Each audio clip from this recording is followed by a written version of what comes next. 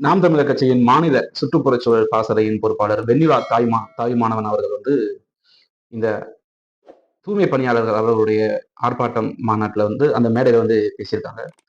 ஏற்கனவே தனியார் மயமாக்கப்பட்ட அர்பன்சர் அப்படிங்கிற ஒரு கம்பெனி கிட்ட வந்து தனியார் மயமாக்கப்பட்டு அதை வந்து ஒரு சில வாகனங்கள், அதே மாதிரி இந்த மெக்கானிக்கல் ஸ்வீப்பர்ஸ் அப்படின்னு சொல்லக்கூடிய தானியங்கி சுத்தம் பண்ணக்கூடிய இயந்திரங்கள் எல்லாமே வந்திருக்கு. செஞ்சிருந்தாலும் இன்னைக்கு அவங்களுக்கு அடிப்படை தேவையான காலில் போடக்கூடிய உரை, கையில போடக்கூடிய உரை, பாதுகாப்புக்கு சம்பந்தப்பட்டமான ஒரு சில விஷயங்கள் வந்து பார்த்தீங்க அப்படின்னா வழங்கப்படவே இல்லை. இப்படி ஏற்கனவேவும் தனியார் மயமாக்கப்பட்ட ஒரு 3 பகுதிகளில் வந்து எந்த விதமான முன்னேற்றமும் மாற்றமும் இல்லை அப்படிங்கிற பட்சத்துல ஏன் இன்னொரு பகுதியை வந்து நீங்க வந்து தனியார் மயமாக்கணும்னு துடிச்சிட்டு இருக்கீங்க அப்படிங்கிற ஒரு கேள்வி வந்து கேட்டிருக்காங்க. ஒண்ணு. இன்னொன்று வந்து பாத்தீங்க அப்படின்னா இந்த பணியாளர்கள் செய்யக்கூடிய போராட்டம், ஆர்ப்பாட்டம் சம்பந்தப்பட்ட அந்த ஒரு அமைச்சர் பாத்தீங்கன்னா கே.என். நேரு அவர்கள். ஆனா இது சம்பந்தப்பட்ட கேள்விகளுக்கு நம்ம அறநிலையத்துறை அமைச்சர் சேகர் பாபு அவர்கள் வந்து பதில் சொல்லிட்டு இருக்காரு. அதுவும் எப்படி சொல்லிட்டு இருக்காருன்னு பாத்தீங்க அப்படின்னா, நீலம் வளைவலைங்கிற ஒருத்தவங்க கேட்கக்கூடிய ஒரு கேள்விக்கு நீங்க யாரு?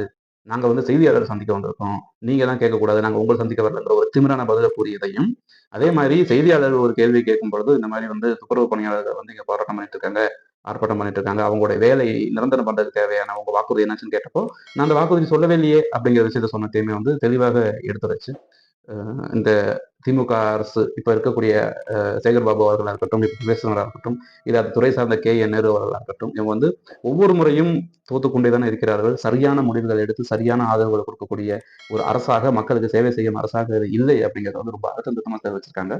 சேகர் பாபு அவர்கள் சொன்ன அந்த ஒரு பதிலுக்கு ஆதாரத்தோட அவங்களுடைய தேர்தல் அறிக்கையில் இருக்கக்கூடிய அந்த பக்கம் எண் முதற்கொண்டு வந்து பாத்தீங்க அப்படின்னா வெண்ணிலா அவர்கள் வந்து சொல்லியிருந்தாங்க. அதோட ஆடியோ கொஞ்சம் கேட்கலாம். ஆட்சி உங்களோட வரைவுல நீங்க வந்து 2021 திமுக இது வந்து ப்ராமிஸ் பண்ணுச்சு. அதுக்கு என்ன பதில் அப்படின்னு இல்லையே, நாங்க அப்படி சொல்லவே இல்லையே. இது இருக்கு, ஜூம் பண்ணிக்கோங்க. பேஜ் நம்பர் 80, 285வது பாயிண்ட். ஊராட்சிகள், அரசு பள்ளிகள், அரசு மருத்துவமனைகள், அரசு மாணவர் விடுதிகள், நகராட்சி, மாநகராட்சி, பேரூராட்சிகள் ஆகியவற்றில் பணிபுரியும் தூய்மை பணியாளர்களின் பணி, ஊதியம், ஓய்வூதியம் போன்ற கோரிக்கைகள் உடனடியாக நிறைவேற்றப்படும். அதுல அப்படி ஒரு வேற்றுமைத்தனம் சொல்றது போய் உங்களுக்கு இந்த துறை சார்ந்து எந்த விதமான ஒரு சிந்தனையும் கிடையாது, உங்களுக்கு அதை பத்தி ஒரு விஷயம் கிடையாது, அறிவும் கிடையாது. நீங்க அறநிலையத்துறையுடைய அமைச்சர், நீங்க ஏன் வந்து அட்ரஸ் பண்ண வேண்டியிருக்கு? அட்ரஸ் பண்ண வேண்டியவர்கள் வந்தால் அதுக்கான பதில் கிடைக்கும், வெற்றி கிடைக்கும். ஒழிஞ்சிட்டு இருக்காங்க. ஏற்கனவே கான்ட்ராக்ட் ஒரு ஸ்வீடன் கம்பெனிக்கு கொடுக்கப்பட்டிருந்தது. இப்ப பார்த்தா அது வந்து கம்பெனி பேர் ராம்கே அப்படின்னு சொல்லிட்டு அந்த ஸ்வீடன் பேஸ் கம்பெனி வந்து, அதாவது நாம் தமிழர் கட்சி மேடையில பேசக்கூடிய முக்காவாசி பேச்சாளர்கள் வந்து ஆதாரத்தோட அடுக்கட்டிக்கு பேசுறாங்க. ஆனா இதுவே திராவிட முன்னேற்ற கழகத்தில் இருக்கக்கூடியவங்க பேசக்கூடிய விஷயங்கள் எப்படி இருக்குன்னா, செய்யறது எல்லாமே மக்களுக்கு எதிரான செயல். ஆனா வார்த்தை ஜாலங்களை பயன்படுத்தி, அதாவது மக்களால் விரும்பப்படக்கூடிய முதல்வர் வந்து அப்பான்னு சொல்லி கூப்பிடுற மாதிரியும், தமிழகம் தான் சிறந்து விலகுதுன்னு யூடியூப்லையும் ஃபேஸ்புக்லையும் விளம்பரத்தவே போட்டு, அதாவது செய்யறது எல்லாமே அடிப்படை மக்களுக்கு எதிரான ஒரு செயல். ஆனா விளம்பரம் பண்ணும்போது மட்டும் அப்படியே எல்லாத்தையும் இவங்க தான் செஞ்சுட்டாங்க மாதிரி அப்படிங்கிறதான் வந்து ஒரு விளம்பர அரசியலாகத்தான் இருந்து கொண்டிருக்கிறது. இப்ப கூட அண்மையில உங்களுடன் ஸ்டாலின் அப்படிங்கிற ஒரு திட்டம் போட்டு முகாம் அமைச்சு கொண்டு வந்து செஞ்சுட்டு இருக்காங்க.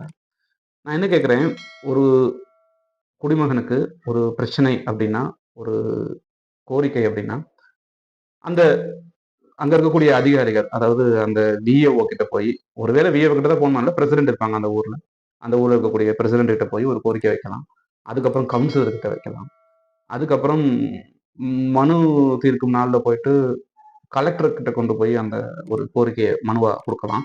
அப்படின்னு பல படிக்கட்டுகள், அதாவது அடுக்குகள் மூலியமா போய் ஒருத்தவங்க பிரச்சனையை கொடுத்து தீர்க்கலாம்.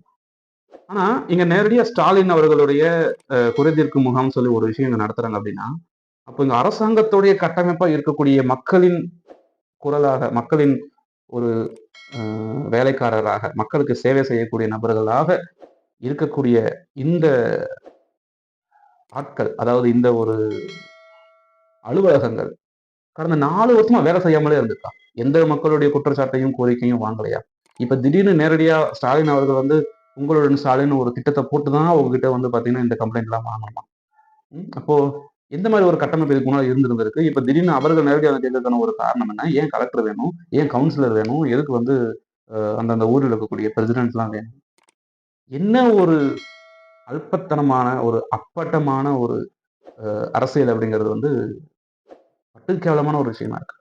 மக்களை நம்ம கண்டிப்பா வந்து சிந்திக்கணும். அந்த அடுத்த தடவை வாக்களிக்கும் போது ஸ்டாலின்னு நினைச்சோம் அப்படின்னாலேவும், திமுகன்னு நினைச்சோம்னாலேவும், நமக்கு அப்படியே ஒரு விதமான ஒரு கோபம் வரணும். ஒரு மாற்றத்தை விரும்பக்கூடிய ஒரு மனிதனாக இருக்கிறோம் என்றால் நீங்கள் பாதிக்கப்பட்டிருந்தீர்கள் என்றால் உங்க வீட்டுல வாங்கின ரேஷன் அரிசி கடையிலிருந்து வாங்கிட்டு வரும்போது வாசனை அடிக்குதுன்னா, அதுல வண்டு இருந்துச்சுன்னா, அந்த ரேஷன் அரிசியில கல் இருந்துருந்துச்சுன்னா, நீங்க வாங்கின சர்க்கரை 2 கிலோவை விட 300 கிராம் கம்மியா இருந்துருந்துச்சுன்னா, நீங்க வாங்கக்கூடிய பாமாயில், நீங்க வாங்கக்கூடிய அரிசி, பச்சரிசி, கோதுமை தரமற்ற நிலைமையில இருந்துருந்துச்சு அப்படின்னா, அதுக்கு கண்டிப்பா காரணம் சத்தியமா சொல்றேன் நீங்க தான். சத்தியமா சொல்றேன் நீங்க தான். இதை மாத்தணும்னா உங்களுடைய வாக்கை மாத்தி போகணுங்கிறதான் முக்கியமான விஷயம். இல்லைன்னா நமக்கு வாக்கை மாத்தி போறோம் இல்லையோ, வாக்கரிசி போறதுக்கு தயாரா இருப்பாங்க. வாக்குறுதியவே நாங்க சொல்லலைன்னு சொல்லக்கூடிய இந்த கூட்டம். ஆனா கடைசி நேரத்தில் கொடுக்கக்கூடிய 10, 20, 100, 200 ஆசைப்பட்டு அவங்களுக்கு ஒரு ஓட்டை போட்டு பாதிக்கப்பட்டுட்டோம். சோதனையா போய்கிட்டு இருக்கு. நாம தான் இதை வந்து சரியான முறையில் கொண்டு போகணுங்கிறதுக்காக தான் ஒரு ஆதங்கத்தோடு இந்த மாதிரி நாங்கள் வந்து எங்களால் முடிஞ்ச விழிப்புணர்வு பதிவுகள் வந்து போட்டுட்டு இருக்கோம். கண்டிப்பா மாற்றத்தை விரும்பக்கூடிய நாம் தமிழர் கட்சிக்கு ஆதரவு கொடுக்க வேண்டும்ங்கிறதான் இந்த காணொலி மூலமா நான் வைக்கக்கூடிய கோரிக்கை. இதான் பீமன் வலைவலியை முதல்ல பார்க்குறீங்க அப்படின்னா சப்ஸ்கிரைப் பண்ணி உங்கள் ஆதரவை தெரிவிங்க. இந்த காணொலி உங்களுக்கு பிடிச்சிருந்துச்சுன்னா ஷேர் பண்ணி உங்கள் நண்பர்களிடம் தெரிவிங்க. அடுத்த காணொலியில் சந்திக்கலாம். நன்றி.